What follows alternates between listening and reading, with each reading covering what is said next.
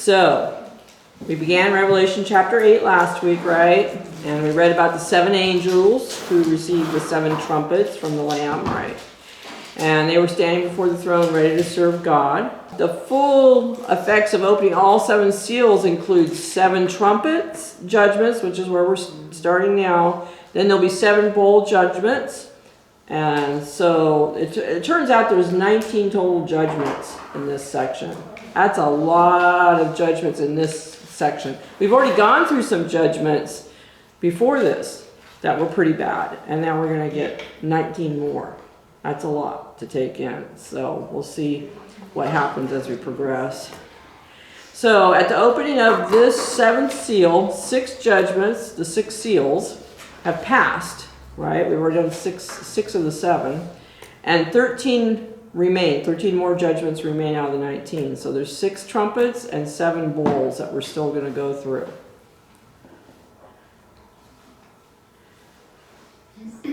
And as we look at these judgments, because I tend to look at a lot of Revelation in the predictive viewpoint, we're going to look at most of these judgments are literal unless they say otherwise, right? Sometimes you know that it's not necessarily literal, that's a figurative. So, but most of this stuff is literal by my belief system, because I go by the predictive viewpoint for most of this stuff. Okay, so let's start in Revelation 8:7. The first angel sounded, and hail and fire followed, mingled with blood, and they were thrown to the earth. And a third of the trees were burned up, and all green grass was burned up. So you think we have dead lawns now? No green grass. Beautiful meadows gone. Third of the forest. You think our forest fires are bad now? You take away a third, and it's even a level up and disgusting. It's not just things burning and smoke and damage. There's hail and fire mixed with blood. Mm-hmm. So you're seeing blood fall from the sky, land on stuff. I mean, not a pleasant judgment at all. And the stench that's in the air from the smoke and everything that's going on. And you know there's loss of life while this is going on. This animal life, human life, are all going to be affected by this. But how God... I'm admiring the green hills every morning. I know, it's so beautiful right now. Yeah, it's so beautiful right now. This would be gone. It would be burned. It would be burned. There'd be no more green grass. And that's just, I think about, so how does that affect even herds, flocks? Nothing to eat. They don't have the green grass. Because it says it's all burned up. That's a tragic thing. And it's hard for us to understand why God would do this or why he would do it this way, but we can't judge. God knows what he's doing, and he's righteous, and he's going to do what's supposed to be done. It's hard. We'd say we wouldn't do it that way, or, we would think we'd be more merciful, but, God has dealt with man's sin for a long time, and he's done a lot of things, nice things, and tough things to try to turn people around, and this is just the ultimate point where it's time to deal with it, right? So it's hard to understand, but we have to accept God knows what he's doing, as we read this stuff. So the first trumpet judgment destroys a third of the world's vegetation by hail, fire, and blood, and actually all of the grass.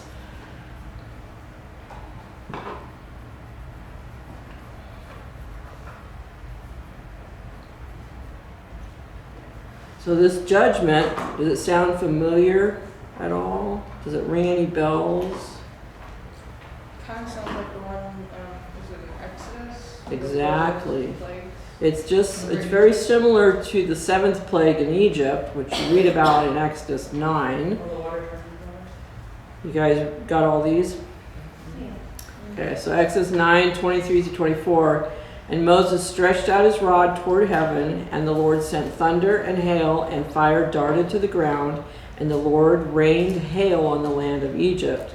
So there was hail and fire mingled with the hail, so very heavy that there was none like it in all the land of Egypt since it became a nation. And it destroyed many crops, whatever crops were going on at that time. And it was hail coming down, so it was very hard on the people and the animals that were out there. So this particular plague, we've talked about it before. I think it was in our study of Joseph when we did the foreshadow study, that the plagues all dealt with a different Egyptian god. So this particular one, when it was dealing with Egypt, dealt with the sky god Nut. What a weird name. Of course, you know, that's my English pronunciation. But the Egyptian goddess Nut, she was a god of the night, and she was known for protecting her husband Geb, the god of the earth. And so this particular judgment was a judgment on that particular goddess, right? That God was calling down on the Egyptians. Every time he does something, he's making a point, right? So all the plague judgments on Egypt were God's way of dealing with their gods and showing that he was the only true God. It's kind of like my daddy's bigger than your daddy, right? My daddy can take care of your daddy. So God shows the Egyptians that he is the one and only true God by dealing the plagues against each god. I didn't know that. Yeah, it's pretty cool because, you know, the flies, they were against a particular god. Every god was addressed. I didn't know that. Yeah, I have a list. I can bring that to you or send it to you. I think it was in the Joseph study we talked about that. Didn't they have like 600 gods or something crazy? Like Well, they have a lot of gods. Yeah, let's say it's their main gods he dealt with. Let's say, not every god. Yes, they have a lot. Like just like the Indians, the Hindus, they have a lot of gods. A lot of gods, uncountable. So, like with Egypt, the revelation judgments are meant to bring man to repent and seek after God. It didn't go so well in Egypt, though, and it's not going so well so far during this time period either, as we've seen with the past judgments. Men are not, a lot of them, turning their lives over and repenting. So, let's read the next judgment in Revelation 8:8-9. Then the second angel sounded, and something like a great mountain burning with fire was thrown into the sea, and a third of the sea became blood. And a third of the living creatures in the sea died, and a third of the ships were destroyed. So now the ocean is turned into blood. Ooh. And on top of it, the fish are dying. Ooh. You know how you go to the beach, it smells like dead fish? Okay, so think about a third. Was a third of the living creatures in the sea died? I don't know how many can live with blood in the water anyway. Like, Oh, yeah. Well, that's what it says, many people died from the waters. Yeah. Well, think about it. You know, if you're trapped out at sea even when this happens, it's not a good thing. And the smell, it's blood. It doesn't say it's like blood, right? It's blood. The worst smell I've ever smelled in my life was a beached whale. Mm-hmm. oh yes, Horrible. Well, you can have a lot of that. Probably no more nice beaches in the world at this point because there's going to be a lot of stuff washing up on shore. Well, no sun tanning now. Yeah, And right. that still makes with, remember when we had a lot of fires around our hills and we had ash all over everything? Oh, yeah. Yes. Yeah, so a third of the forest stuff, it's going to be the same way. The skies are going to be filled. The asthma people are going to be having issues. All of us, everybody would have issues, right? So, ooh, hey, what happened there? Wow, okay. So something like a mountain tells us it's not a mountain, but it's massive in size like a mountain, and it's on fire when it hits the sea. So what's that sound like? Comet. Like an asteroid, right? Something big falling from the sky, right? Or being thrown from the sky, depending how you want to look at it. I just watched the movie called Greenland Oh, yeah. with, what's his name? Gerard Butler. Mm-hmm. That was like, you don't really think about things just falling from the sky and your whole world is gone. Oh, And how do you don't. I don't know. yeah. Kind of scary. Mm-hmm. But it would change the earth. So this makes me think of, because I had heard about this going on, that there are several asteroids heading towards the earth as we speak, right? More than one, multiple ones. different sizes. So the scientists, the big thinkers, are working on ways to divert or destroy any approaching too big to deal with asteroids, right, hitting the Earth. So it's funny, in September 2022, they had built a deflection, they'd come up with a deflection device or technique, and they sent out a van-sized spacecraft. We never hear about this, do we? They sent out a van-sized spacecraft, slammed it into a 525-foot-long, harmless, near-Earth asteroid named Dimorphos at 14,000 miles per hour. And in doing so, successfully shifted its orbit around a larger space rock named Didymos. And they're watching at least 5 other asteroids right now. So this is Armageddon. Bruce Willis's gang going up, trying to stop an asteroid. Yeah. Yeah. So you think about that movie, here we are actually doing it in real life. They're concerned about something hitting the planet because some of them are on track for coming close to us, and you never know. These are all estimates what path they're going to follow, right? So another one is what they call the god of chaos. His name is Apophis. And right now they're thinking it's going to hit in 2068, but then they've kind of pushed it back that it's going to take longer now. It may take up to 100 years. So I don't know. There's been some adjustments on, they're just always watching and tracking. But it's huge. And they said if it hit the Earth, it's 880 megaton explosion if it hits. It's like 4 times bigger than when Krakatoa volcano went off in the 1800s, which was the biggest volcano explosion there was on Earth. When they say something like a mountain, that would be something like a mountain. Yes, exactly. So without knowing it, the scientists are helping to prove the Bible prophecies out, because there is stuff out there that could happen, But God could even just design his own thing when the time is right. But he could have these set on course. They're part of the plan. Who knows? But it's just kind of interesting. I never really thought that they were out there trying to deflect these asteroids already. They're planning on it. They're working on it. So when this giant fiery mass hits Earth, it will turn 1/3 of the sea into blood. So it's an interesting thing why it does that. Why would it do that? It's a miracle. It's something he creates. I don't know. 1/3 of the sea life will die, and 1/3 of the ships will be destroyed.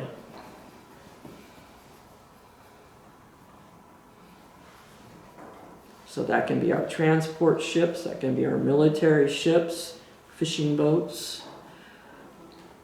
They're all destroyed when it hits. I imagine at some point during all of this, people would probably try to get away from land at some point too, so it could be like refugees trying to get away from whatever danger they think they can get away from. True, yeah.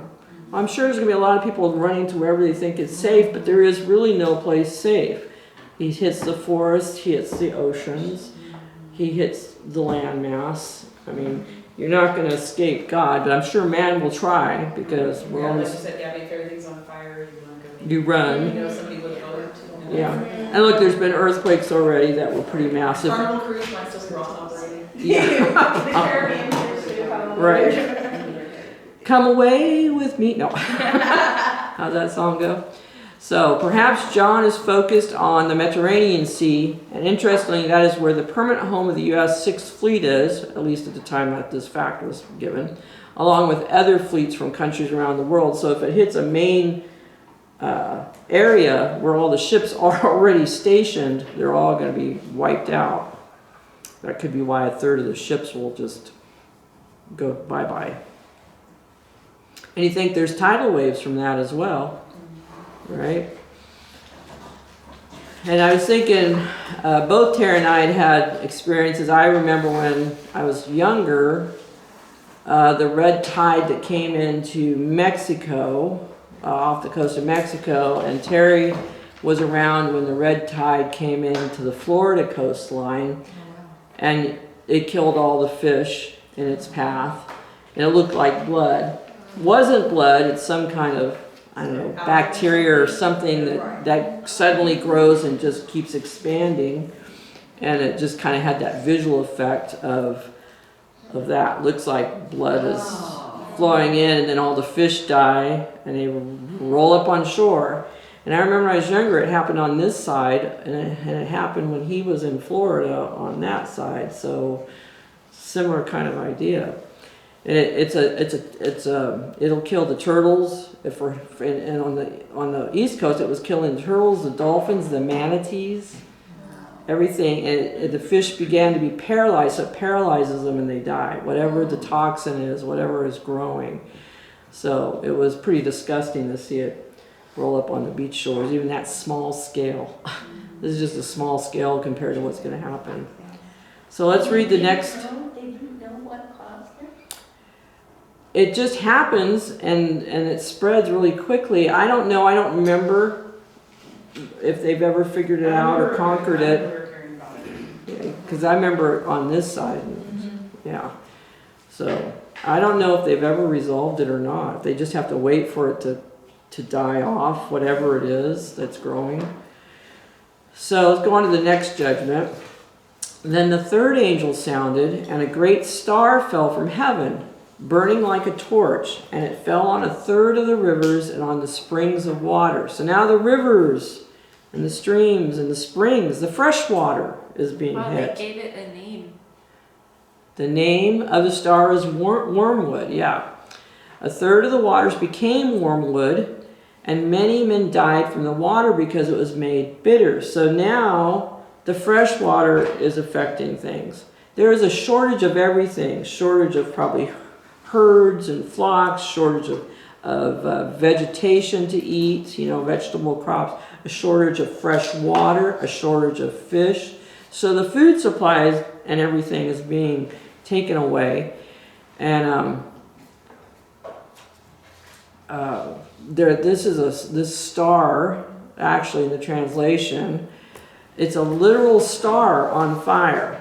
The Greek word is it's a literal star. Was thrown from heaven to earth, infecting the rivers and streams with wormwood, known in the Greek as absinthos or absinthe.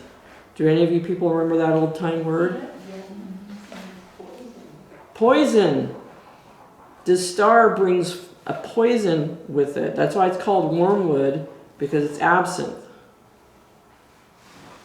So God is sending a literal poison. First he sends blood from the sky, now he's sending poison. And that goes into the streams. Into the streams. Which goes everywhere. Right, it goes into all the water table underneath, the water source for everywhere.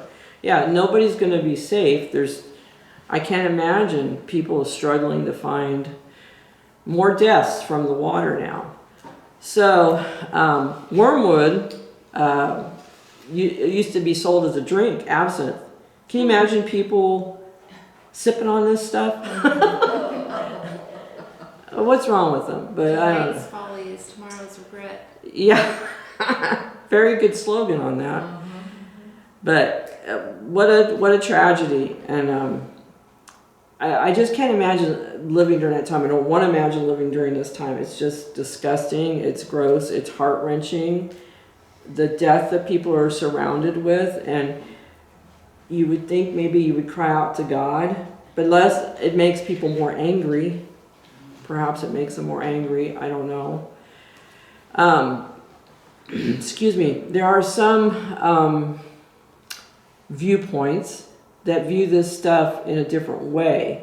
They see the star as a political reference, that this is some judgment based on a political reference in the past or in the future that's going to happen. They have different ways of viewing it, and I'll talk about one of them a little bit today and more next time. But we see it as, if for me, predictive viewpoint, that this is literally a star that's going to come and bring poison and poison the waters. But other people see it as just more of a what do you call it? Figurative language or something? Figurative language for another type of event. So the result is that 1/3 of our drinking water, rivers and streams are now polluted with bitter poison, and the water supply is now diminished.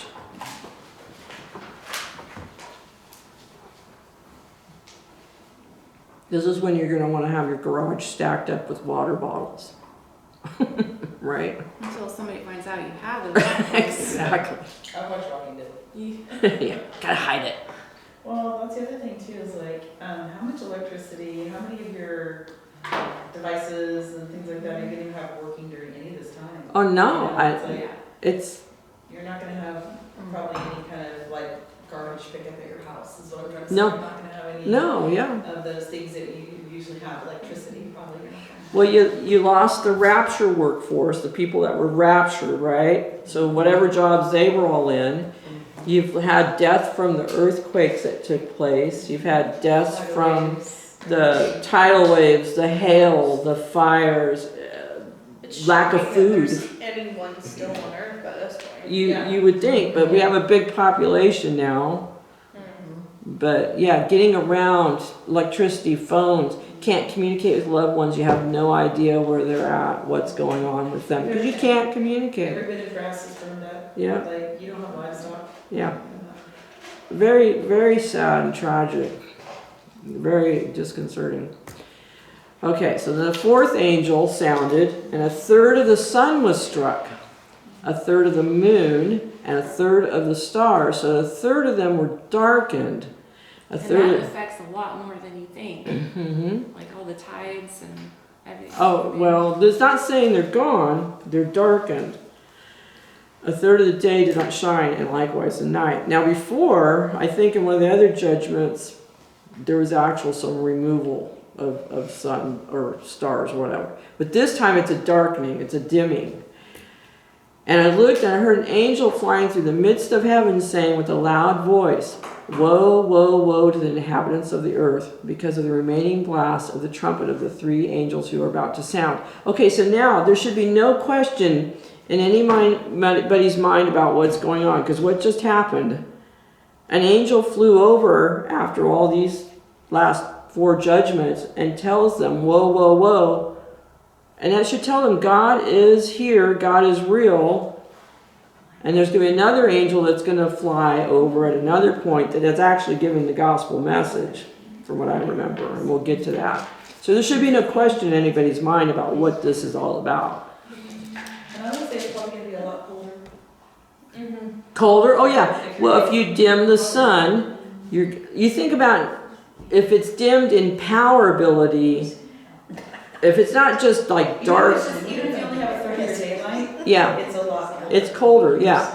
Well, Yeah. there's been volcanic explosions that the ash like covered Right. the sky so crazily that like they had basically a horrible winter, Right. and it was, I think there was one, it was like a year or 2 that it was just the never-ending winter. Right. for Which them, affects and so everything. people starved. Yeah, because your crops don't grow, right? And we're already having trouble with that. So it's not a good thing to have the sun and the moon dimmed. It's not going to help. If there's already power outages, now you've lost light daytime and nighttime to see, right? So it's harder to get around and see. So the sun, moon, and stars were darkened as if God had dimmed the light bulbs in a room instead of removing 1/3 of them as in a previous judgment. So God can do anything he wants. He created the sun and the moon. He can turn down the bulb, right? If he wants. He can do what he likes. He's got the power and the ability. It's kind of like when we have our eclipses, right? And the moon or whatever crosses over, and either the moon's eclipsed or the sun is eclipsed, and it does get darker when that happens. So this is like permanent. A whole 1/3 is gone permanently from those things. I remember there being an eclipse like that not long after I became a Christian, but I was aware of this and what it said, and I was so scared. I mean, I didn't know there was an eclipse. I hadn't seen that on the news, so I just all of a sudden noticed it's weird, like it's like sackcloth over the sun. You know? Right. And Bad to know the scripture, but not know. Yeah, I just hadn't seen it on the news, I wasn't aware, so. Right, yeah, that would be startling, very startling. So 1/3 of the day and night were obscured, not reduced in size or number. It's just strictly, oh, yeah, Lauren. Oh, no, I'm not trying to, I can wait. No, we're okay, go. Okay, no, I kind of get frustrated, my Bible's in the NIV. I went on my YouVersion app to compare versions also, but Mm-hmm. that verse 13, mine says, as I watched, I heard an eagle that was flying in the air. Oh, okay, I studied about that. Let's see if my brain can remember. But she said something. I think I didn't bring it up because it really was a bad translation.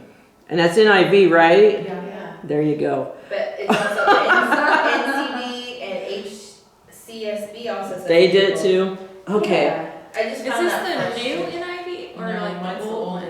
Yours It's is older, older, and mine it's is newer. newer. But- Okay, there was a reason. It had to do with translation. And the commentators I was reading, they truly felt that that was not correctly translated. That it should be, what's the other word? Which one are we replacing? Angel. Yeah, angel. 8:13. Yeah, because my commentary goes on about it saying I should have written it down.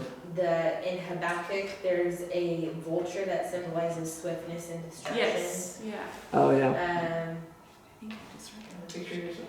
Yeah, but I was just cross-referencing other versions, so it looks like Holman has it as equal, Amplify has it as equal. It's just frustrating why I didn't. I'll try to go home and find what I read about it, and I'll try to put it out like in the Facebook page or something for you guys to read. Because I read that and I go, that's interesting. Yeah. Because my translation's angel, Right. and I think most of the translations I've read or have used have been angel. So that eagle thing kind of threw me off too when they started talking about it. But they said they felt it was an incorrect translation, and they gave a reason why. So let me. NIV people thought it was incorrect, so they just changed it? No, the other way around. The ones that make it eagle are translating it incorrectly. Okay. That there's a reason why they're saying that they don't feel that that's the correct translation. So I'll have What to. is your translation? New King James is the one I use the majority of the time for here. And what version do you have? New King James. But it's like 5 other ones say eagle. Yeah. I'm not arguing, I'm just saying that mine is that. interesting difference. It is. Difference It in my is. head, yeah. Yeah. So I'll try to find it and see if I can and put it out there for you guys for you to read it. I thought it makes more sense to be an angel. Right. But then God can do what he wants. Right, I mean, if it was probably a giant eagle, that's kind of what I picture if it was. Either way, what it's saying is what's gonna. Yeah. You'd probably pay attention if a giant eagle was Yeah, flying it doesn't over. matter if it's a giant cow at this point, if it's saying it, Right. Yeah. you better be listening. It probably wouldn't matter. You might pay attention more if it was a giant cow flying over. Saying that. Would you be surprised? Yeah. If you- No, would you?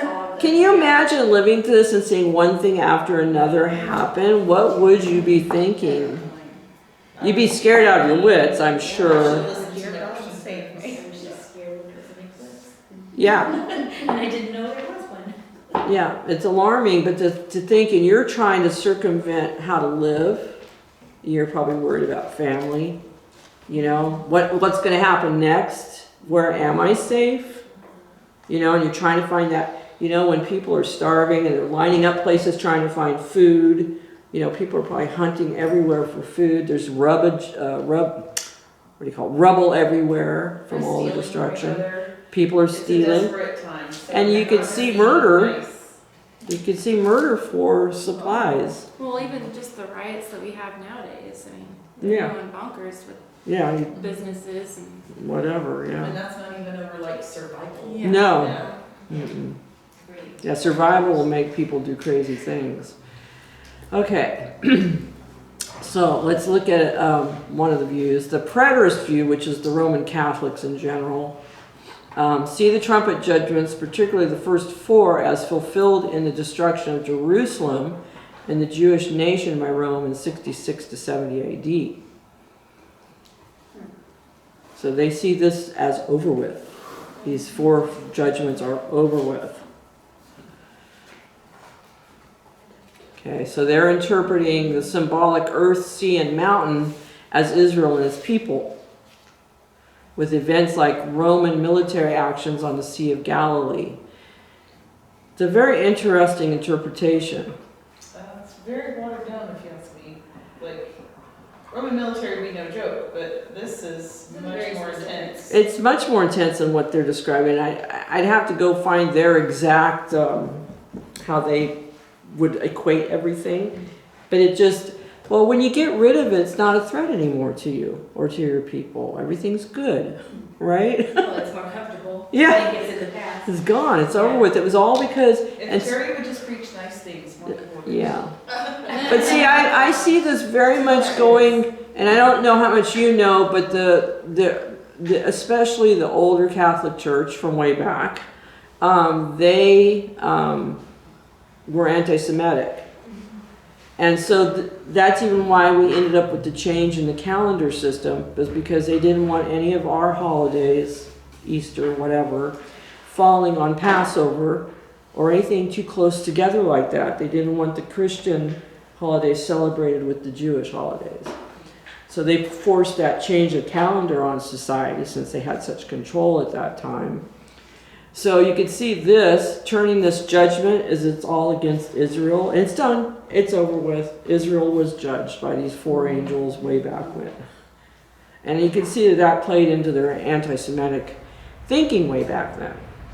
So I'm not saying it all that way now, but there was a big push in the church way in its beginnings for anti-Semitic stuff. So paralleling the plagues, signifying the end of the Old Covenant era rather than the future little catastrophes. So in other words, putting an end to Israel happened when Rome kicked in and destroyed them in AD 70. Therefore, the Old Covenant was destroyed. The new Catholic Church, Christian Church, was where it's all happening now. That's how they foresee these 4 judgments.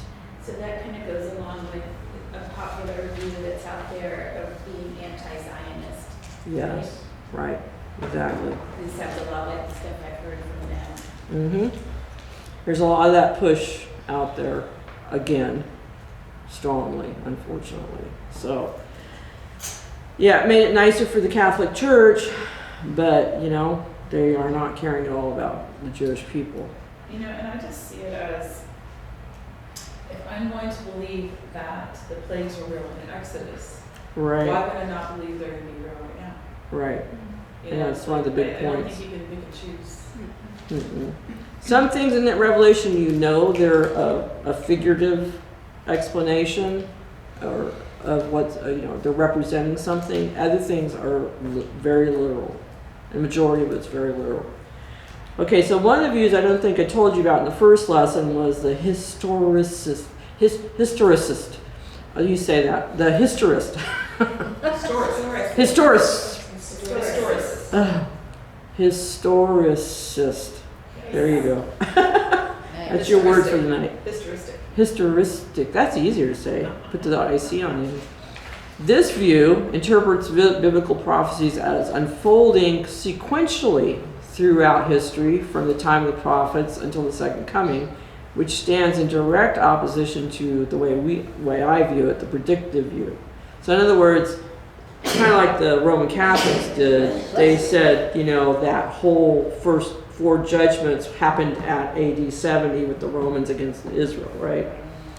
So that's kind of a historist view. So each event throughout history is the way the Bible is playing out. So it's a sequential unfolding, okay? It's already happened. There are events that have already happened. So everybody got all those big words? Can you say those big words? So we're gonna have a spelling test. I'm going to give a speech test with this one.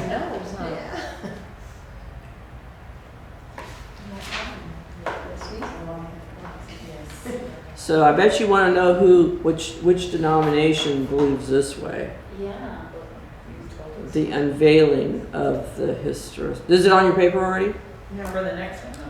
The historist view is Seventh-day Adventists.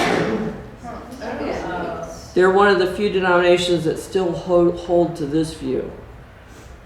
They're like the holdouts that want to stick to this view. The trumpets symbolize significant historical events such as the fall of Rome, the rise of Islam, which they see as the fifth trumpet, which we're going to talk about next week, and the Ottoman Empire they see as the sixth trumpet. So they're saying each judgment was a particular event in history. It's already passed. So that's the way the Seventh-day Adventists feel about these judgments. Ottoman is what? The Turkish Empire. Turkish. There's a song, Constantinople is now Istanbul. No, Istanbul is now Constantinople. Oh, that's what it's all about. That's a fun song. That's a fun song. If you can just say those words, it's a fun song. I used to sing that one all the time. It was So cute. do Seventh-day Adventists believe that Jesus doesn't come yet? The historians? Just Seventh-day Adventists. Oh, no. As far as I know, I don't know. they believe he came.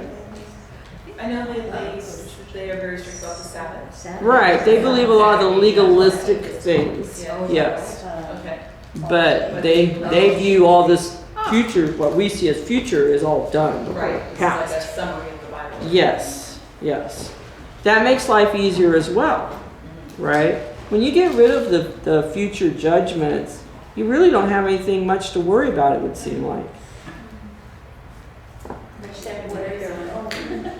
But they're skipping over the rapture of the church, right? I'd have to go back and look at their viewpoint on that, but If they're believing that these, each of these events, yeah, you would think they're skipping over the rapture or they're rewriting the Bible in the order they want to. or they might be viewing that as part of the persecution of the Christian church, like that's the rapture. in their Well, point of view. I don't know. there are some denominations, isn't it? Isn't the Jehovah's Witnesses the ones that feel that we're living the kingdom out now, right? Is that right? I don't know. I don't think they believe. I think they think we're living the kingdom out now. I have to go back and look, because see, like that denomination thinks, so there'd be no rapture for them in their denomination. See, yeah, I think they think we're already living out the kingdom while we're here. Didn't they have only 144,000 and then they had to edit that? Yeah, they keep changing it, yeah. know much about it. They've made like 3 changes on that. I just learned it from when I'll have to go back and look. I'll try to find that because I haven't seen anything on that yet with a historicist. That is not my word. Let's change that number. Those people. I'll try to go back and look and see if I can find out what they view the rapture as. But I would think they would think there isn't one. So yeah, so like Jehovah's Witnesses don't. I would almost wonder if Seventh-day Adventists think there isn't one either. I have to go back and look. It was that lady that started this church. Yeah, she believed a lot of unique things. I think she's the one that when she died, it was like they didn't want to admit she died and they put her in the truck and drove her around town. What was this? I remember that. Isn't that Seventh-day Adventist? Who are you talking about? Though? I know what you're talking about. The lady that started the Seventh-day Adventist. What is her name? I know it. Helen something? But it seems to me she's the one they propped up in a truck and drove around. But, because they believe, you do the right things, you be well. It might be I'm mixing up my denominations. I'll have to go back and look. I used to know that one. Okay, so these first 3 judgments are having a great impact on man, but the next ones that are coming, it's going to get even worse. Okay, so next time we're going to look at the 5th trumpet judgment. The locusts. I just feel like we're gonna whittle people down to like 5 people left. You would think so, but there are survivors out there, and there's who a are lot. ready for the apocalypse right now. What are we at? We have 8 billion people on the planet. I thought I was getting closer. Okay, but rapture. So that's a lot of people. And we don't know when this has happened or what size population will be by then.